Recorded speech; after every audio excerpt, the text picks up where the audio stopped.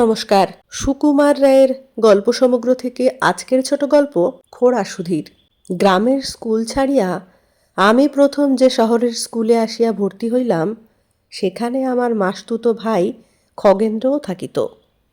সে আমার 3 বৎসর আগে এখানে আসিয়াছে। খগেন্দ্র আর আমি এক ক্লাসে পড়ি, বোর্ডিংয়েও এক ঘরেই থাকি। আমাদের পাশের ঘরে নরেন ও সুধীর বলিয়া 2টি ছেলে থাকে। তাহাদের 2জনে দেখি খুব ভাব। তেমন ভাব আর কোনো ছেলেদের মধ্যে দেখি নাই। অথচ তাহাদের চেহারা যেমন উল্টা, স্বভাবও তেমনি ভিন্ন রকমের।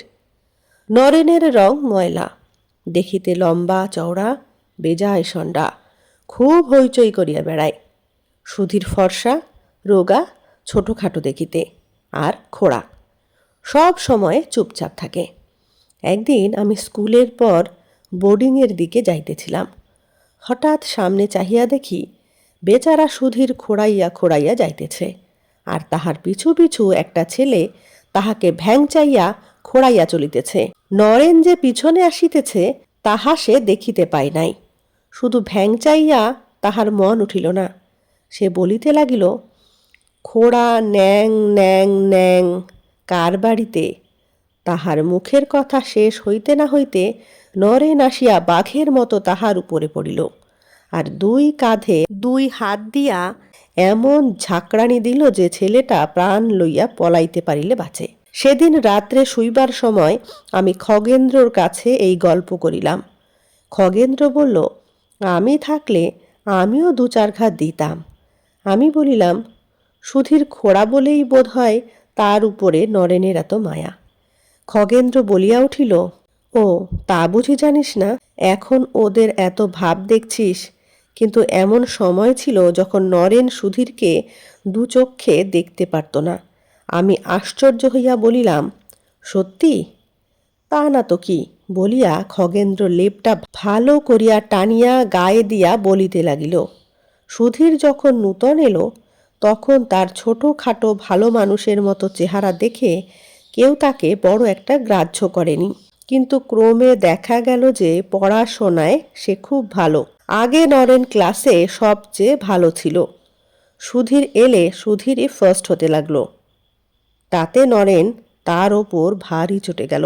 দেখতে দেখতে ক্লাসে 2টো দল হয়ে উঠল।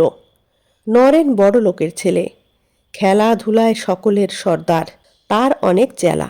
হ্যাঁ, আসল কথাটাই বলতে ভুলে গেছি, সুধীর কিন্তু তখন খোড়া ছিল না।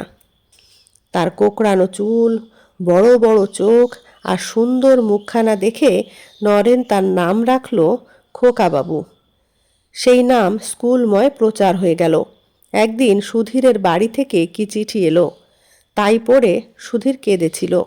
সেদিন রাত্রে পড়বার সময় টেবিলের এক কোণে একজন বলল, বেবি, আর একজন জোরে বলল, মাস্টার মশাই। বেবি মানে কি খোকা?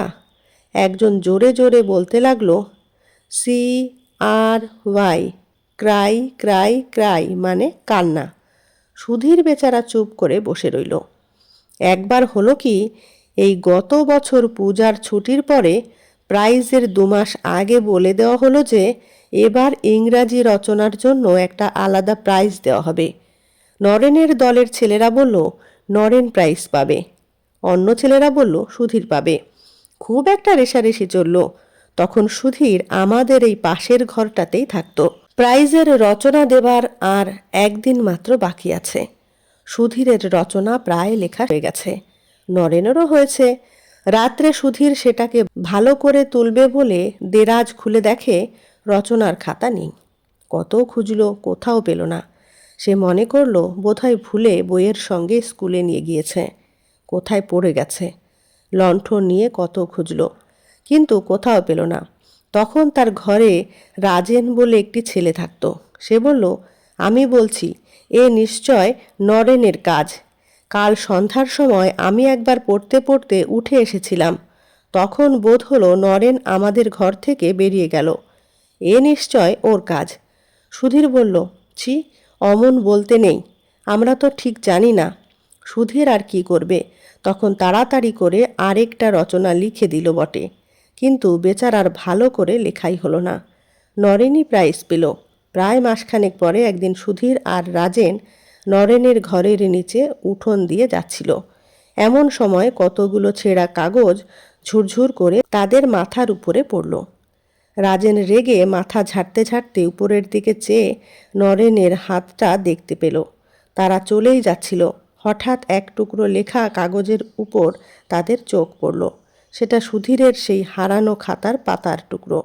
রাজেন বলল, আমি এক্ষুনি যাচ্ছি, মাস্টারদের এটা দেখাবো। সুধীর তাকে বাধা দিয়ে বলল, এ নিয়ে আর গোলমাল করে কি হবে। সেদিন ছুটির পর রাজেন নরেনকে পাকড়াও করল। নরেন তখন দোতলার ওই কাঠের সিঁড়িটার কাছে দাঁড়িয়েছিল। রাজেন গিয়ে বলল, তুমি সুধীরের রচনার খাতা চুরি করেছিলে, এই দেখো তার প্রমাণ। তাছাড়া সেদিন রাত্রে আমি তোমাকে আমাদের ঘরে যেতে দেখেছিলাম। নরেন একটু ঠাট্টা হাসি হেসে বলল, দেখেছিলে তো বলে দিলে না কেন? সাহসে বুঝি কুলোয়নি? কথায় কথায় রাগারাগি হয়ে শেষে নরেন যেই রাজেনকে মারতে যাবে এমন সময় হঠাৎ পা পিছলিয়ে সে রেলিংয়ের উপর পড়ে গেল। নরেনের প্রকাণ্ড শরীর রেলিংটা ভার সামলাতে পারল না। রেলিং ভেঙে সে একেবারে খাড়া সিঁড়ি দিয়ে ঘুরপাক খেয়ে পড়েছে দেখে সবাই চেঁচিয়ে উঠল। ঠিক সেই সময়ে সুধীর সিঁড়ি দিয়ে উঠে আসছিল। সে বই টই ফেলে দৌড়ে নরেনকে ধরে ফেলল, কিন্তু তার ভার সুধীর সইতে পারবে কেন? দুজনে জড়াজড়ি করে সিঁড়ির নিচে পড়ে গেল। নরেন পড়ল উপরে, সুধীর পড়ল নিচে।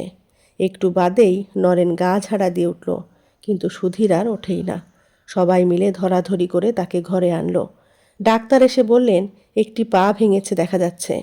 জ্ঞান না হলে আর কিছু বলতে পারছি না। মাসখানেক ভুগে সুধীর সেরে উঠল, কিন্তু খোড়া পা আর সারল না। এই 1 মাসে নরেন একেবারে বদলে গেল। যতদিন সুধীর বিছানায় পড়েছিল, নরেন প্রাণপণে তার সেবা করত। নিজে বাজার থেকে তার জন্য ফল কিনে আনত। কত সময় রাত জেগে তাকে বাতাস করত। দুবেলা ডাক্তারের বাড়ি যাওয়া আসা করত। সেই অবধি তাদের একেবারে গলাগলি ভাব। নমস্কার। কেমন লাগলো অবশ্যই কমেন্টে জানাবেন। ভালো লাগলে লাইক কমেন্ট শেয়ার করবেন। ধন্যবাদ।